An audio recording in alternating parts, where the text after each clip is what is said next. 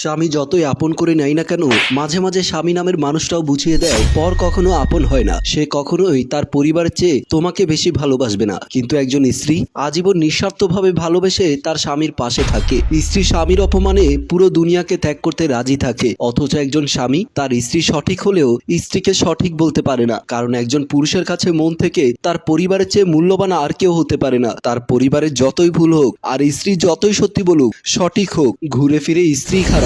রাতের বেলা শান্তা প্লিজ একটু সরে শোবে। এভাবে গায়ের সাথে গা লাগিয়ে থাকলে আমার ঘুম আসে না। আর তুমি রাতে অন্য রুমে গিয়ে ঘুমাবে। এক বিছানাতে দুজন ঘুমাতে কষ্ট হয়। দীপের মুখে কোনোদিনও এমন কথা শুনবো তা কখনো কল্পনাও করিনি। আমি বিছানা থেকে উঠে রুমের লাইটটা জ্বালালাম। দীপ বিরক্তির সুরে আমার দিকে তাকিয়ে বলল, আবার লাইট জ্বালালে কেন?